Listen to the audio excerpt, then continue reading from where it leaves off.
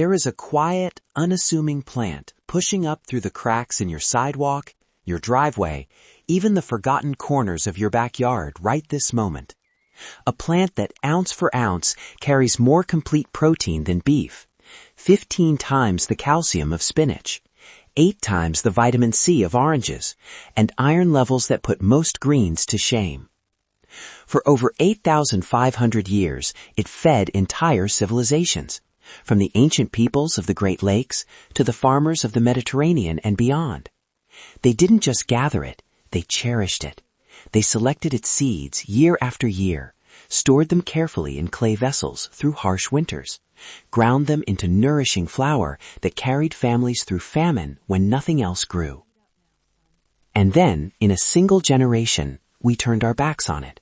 We criminalized it.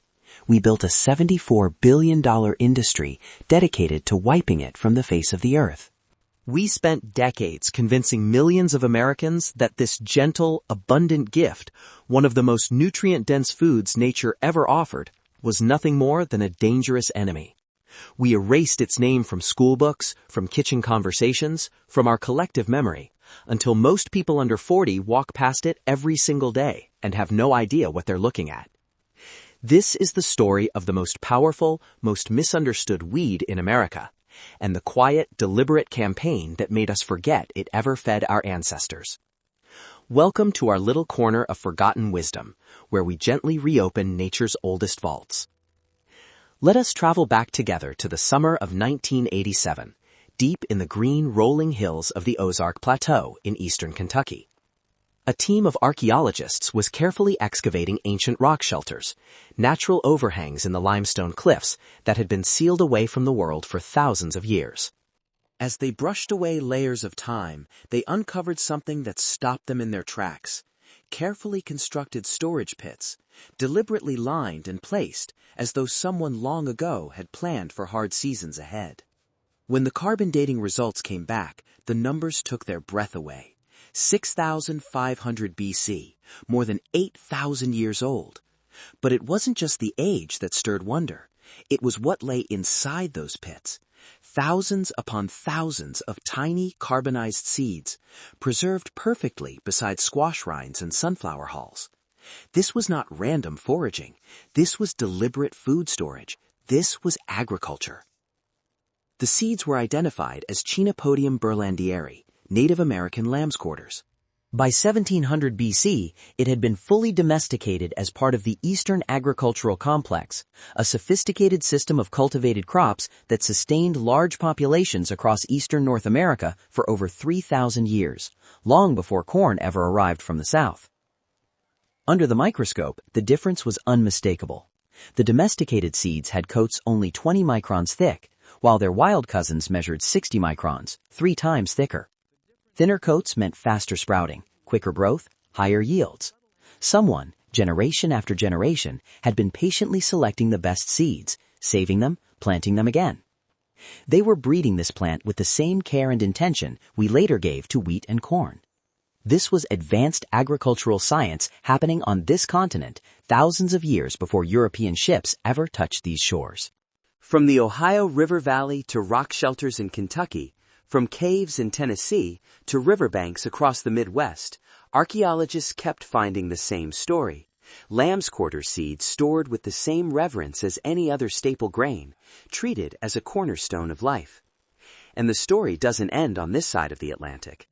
In 2014, researchers across Europe began uncovering the very same pattern. In Viking-age settlements in Denmark, in Roman granaries scattered across Central Europe, in Iron Age storage pits in Germany and France, archaeologists found carbonized seeds of Chenopodium album, the European cousin of our lamb's quarters, nestled carefully alongside wheat and barley in clay jars, treated with the same respect as any prized grain. Then came discoveries that touched something deeper in the human story. In the cold, preserving peat bogs of Denmark, bodies from the Iron Age, people who lived and died over 2,000 years ago, were found with lamb's quarter seeds still in their stomachs, their last meals. Not scraps gathered in desperation, not famine food scraped from the edges of survival. These were ordinary people, eating an ordinary, everyday staple, a nutritious green that filled their bowls regularly, season after season. Across 8,500 years and 2 continents, from the woodlands of prehistoric America to the farms of ancient Europe, this humble plant was not a weed, it was a cornerstone crop, selected, stored, and relied upon by generations who understood its quiet power long before any of us were born. But somewhere along the way, everything changed. This plant that had fed humanity for 8,500 years, that had been carefully selected and stored with reverence, suddenly became public enemy number 1. Laws were passed, making it illegal in many places. Billions of dollars were poured into chemicals designed specifically to kill it. Entire industries sprang up, worth $74 billion today, built on the promise of eradicating it from lawns, fields, and gardens. Why? Because lamb's quarters challenges everything the modern food system depends on.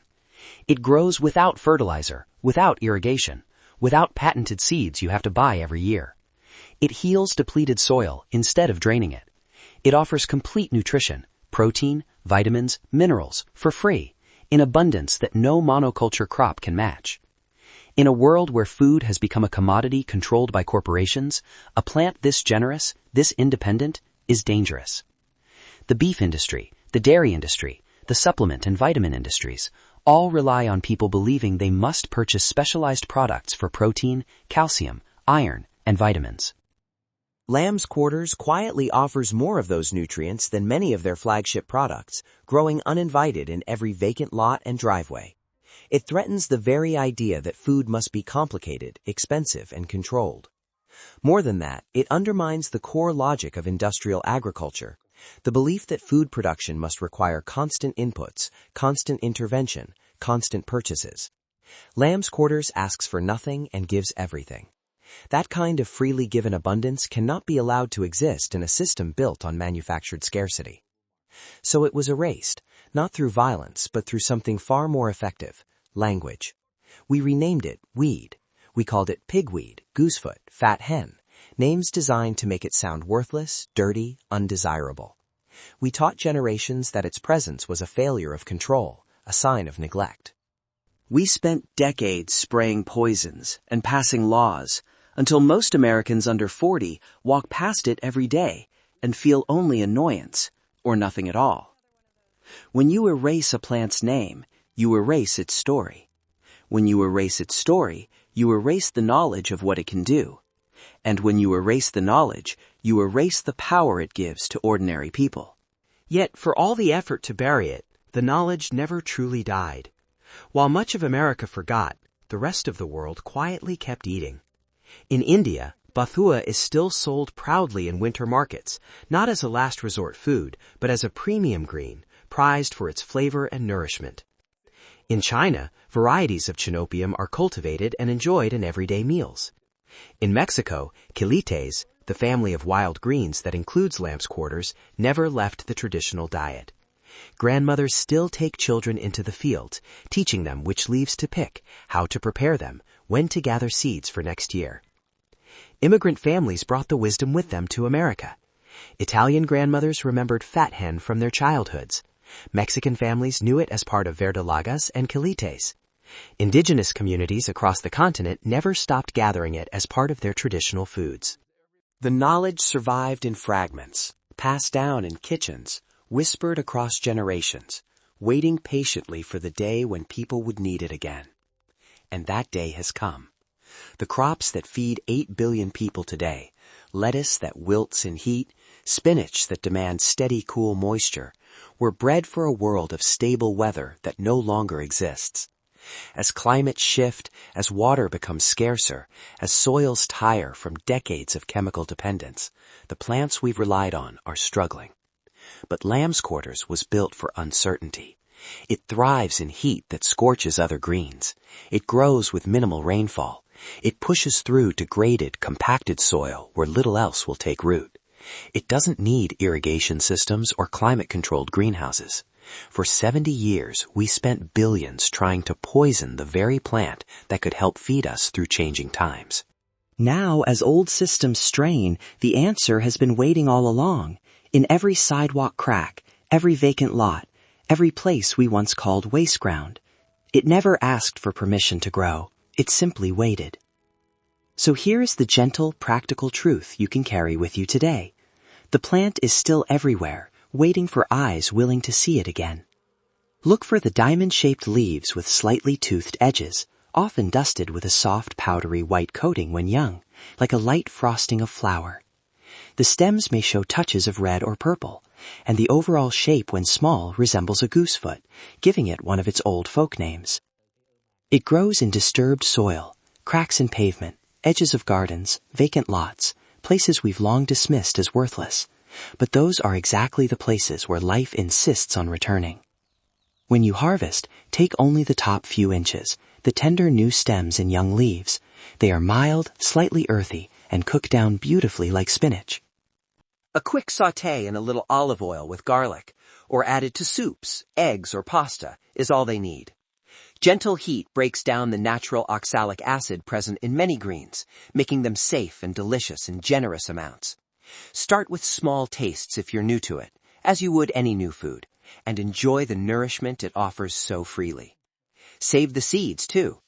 Each mature plant can produce up to 75,000 tiny black seeds that remain viable in the soil for 40 years or more. Dry them, store them in a cool, dark place, share them with neighbors or grandchildren. Plant a small patch if you wish, or simply let a few grow where they volunteer. The knowledge is coming back. One garden, one meal, one shared story at a time. This is not just about a plant. It is about remembering that abundance was never meant to be scarce. It is about reclaiming a piece of wisdom our ancestors carried for 8,500 years. A quiet, resilient gift that asks nothing and gives everything. The vault is open again. The seeds are still here. The choice is ours. If this story has stirred something in you, if it has opened a door to forgotten possibilities, please consider subscribing and turning on the bell. Every like, every share, every comment helps preserve what was almost lost. The next story from nature's quiet archives is waiting. Thank you for walking this path with me today.